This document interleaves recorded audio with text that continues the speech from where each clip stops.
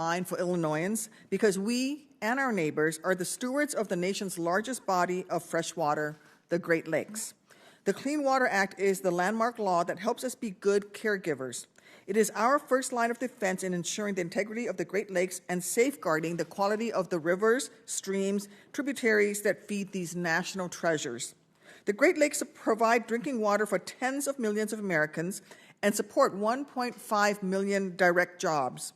Their commercial, recreational, and tribal fisheries are valued at more than $7 billion. In addition to being our main source of drinking water and providing the region with major economic opportunity, the Great Lakes improve our quality of life in the Midwest. They are where we fish and where we swim. Weakening the Clean Water Act would threaten this way of life. That is why I strongly oppose the Trump administration's proposal that would degrade Section 401 of the Clean Water Act and gut protections for vast bodies of water that serve communities throughout the region. Section 401 guarantees that states and tribes have a voice and say in projects that require federally issued permits and licenses. Specifically, it rejects a one-size-fits-all system by establishing a certification requirement that enables states and First Nation tribes to help optimize the conditions that must be met to secure a permit or license for a special project. It's very reasonable. I recognize that developers who fail to meet the requirements identified by states and tribes may be frustrated by denials in earning federal approval for a given project. However, silencing the voices and inputs of those Americans most directly impacted is the wrong approach, especially since these voices often represent the states and the tribes and the tribal governments that are on the front lines working to safeguard their water supplies.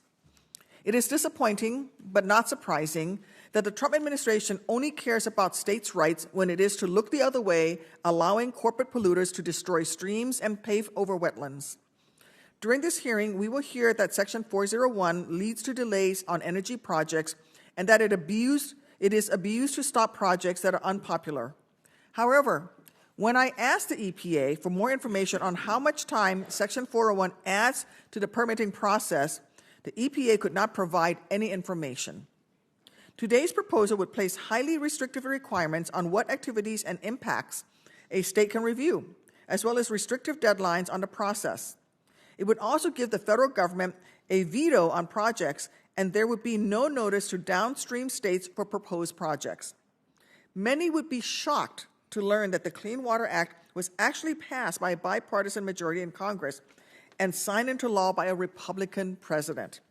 However, policymakers and constituents of prior generations had lived through decades of unchecked dumping of untreated sewage, industrial waste, and agricultural runoff into our waters. We must never take for granted how over the past 50 years, the Clean Water Act has reduced or eliminated pollution in our nation's waterways and slowed the rate of wetlands loss. Congress should honor this progress by recognizing that more work remains to be done today, tomorrow, and in future years.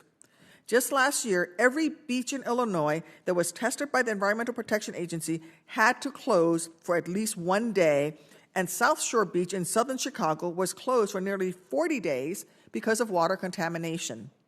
My constituents want to swim on these beaches all summer long, and we will never achieve that goal by weakening the Clean Water Act. Simply put, healthy water means healthier families, communities, and economies. That is why I will continue fighting to preserve and strengthen the Clean Water Act and always put the health and well-being of my constituents above all other interests. Mr. Chairman, thank you again for holding this hearing, and I look forward to hearing from our witnesses. Well, thank you very much.